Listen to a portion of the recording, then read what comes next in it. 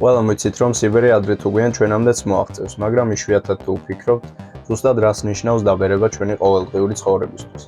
უმეტესად ვფიქრობთ ისეთ რაღაცებზე, როგორიც არის ჯანმრთელობის პრობლემები, გათეთრებული თმა, შედარებით შენელებული ცხოვრების ტემპი. მაგრამ რაც ჩუმად ეპარება ადამიანს, არის კუნთების დაპატარავება, ძალის დაკარგვა და შეუმჩნევლად დასუსტებული ძვლები. ერთ დღეს კიბეზე ასვლა გაგიჭირდება. სურსათის პარკი შედარებით მძიმე იქნება და სავარძლიდან ადგომა პატარა გამარჯვებად მოგეჩვენება. ზუსტად აქ იწყება ნამდვილი პრობლემა.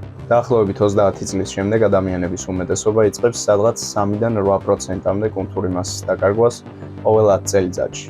ასე ნათქვამი შეიძლება ბევრად არ ჟღერს, მაგრამ სანამ 70 წლამდე მიაღწევ, შეიძლება იმდენი კუნთი და შესაბამისად ძალა დაკარგო, რომ დღევანდელი მარტივი ქმედებები არც ისე მარტივი აღმოჩნდეს.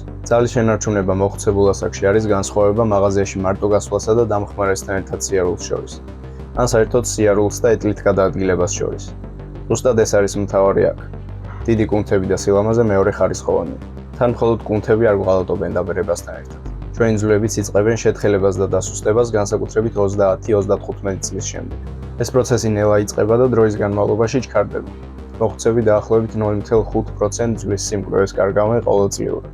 0.5% ბევრი არაა, მაგრამ ყოველი წელი ერთმანეთს ემატება და საბოლოო შედეგი სუსტი ძვლები და გაზრდილი მოტეხილობის რისკია.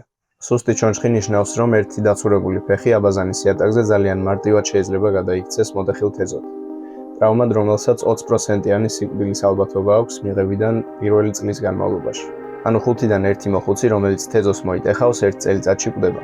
ბევრი ვეღარასდროს გაივლის დამოუკიდებლად. ამიტომ არის ვარჯიში მნიშვნელოვანი. ვარჯიში ჯერჯერობით ერთადერთი საშუალებაა მოხუცებულ ასაკში ძვლების სიმკვრივის და ძალის შესანარჩუნებლად. მეცნიერებაც უკვე დიდი ხანია შეთანხმებული ამ თემაზე. წინააღმდეგობაზე ვარჯიში კვირაში მხოლოდ 60 წუთითაც კი მნიშვნელოვნად ამცირებს კუნთის დაკარგვას, გმატებს ძალას და ამცირებს სიკვდილის რისკს. ანუ პირდაპირი მნიშვნელობით უმატებს წლებს შენს ცხოვრებას და პირიქით. ცხოვრებას მატებს შენს წლებს. ახლა ვნახოთ როგორ გამოიყურება ვარჯიში რეალურ ცხოვრებაში. თავიდანვე დარბაზში სიარული და მძიმე წონების აწევა აუცილებელი არ არის. შეგიძლია დაიწყო 2 ან 3 ვარჯიში კვირაში, 20-დან 30 წუთამდე თითო ვარჯიშზე. თავიდან შეგიძლია დაიწყო დიდი ყოველდღიური მოძრაობებით. მაგალითად, ჩაჯდომა, ან უბრალოდ სკამზე დაჯდომა და ადგომა. აზიდვები იატაკზე ან თუ იატაკი ძალიან რთულია კედელზე. და ერთი ამოწევის მოძრაობა ისე რომ ნივთის ასაღებად დახრა გიწევდეს. თუ შეგიძლია წონის დამატებაც სცადე. თუ წონა არ გაქვს, წყლის ბოთლი ან ზურგჩანთას გამოგადგება. მთავარი აქ სისტემატურობაა. ის რომ სისტემატურად რაღაცას მაინც აკეთებ უფრო მნიშვნელოვანია, ვიდრე ყველაფრის იდეალურად, მაგრამ ერთჯერადად გაკეთება.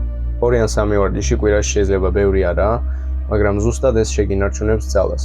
იმ ძალას, რომელიც გჭირდება ფეხებზე მყარად დგომისთვის და თავდაჯერებულად სიარულისთვის. ძალის შენარჩუნებასთან ერთად გულსისხლძარღვთა სისტემის ჯანმრთელობაც რა თქმა უნდა მნიშვნელოვანია. აქაც ბევრად უფრო მარტივადაა საქმე, ვიდრე ბევრს გონია. უბრალოდ სიარული.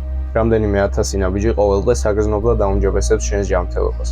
კვლევები აჩვენებს, რომ დღეში მხოლოდ 4000 ნაბიჯიც კი ამცირებს ყველა მიზეზით გამოწვეული სიკვდილიანობის რისკს. 4000 ნაბიჯს დიდი ალბათობით ისედაც გაივლი, თუ ძალიან მჯდომიარე ცხოვრების წესი არ გაქვს, ან სამსახური არ გიშლის ხელს. თუ ასეა, მაშინ დღეში დაახლოებით 35-40 წუთის გამოყოფა სიარულისთვის კარგი იდეაა. 4000-ის შემდეგ ყოველი ზედმეტი 1000 ნაბიჯი კიდევ უფრო ამცირებს სიკვდილის რისკს დაახლოებით 9-15%-ით.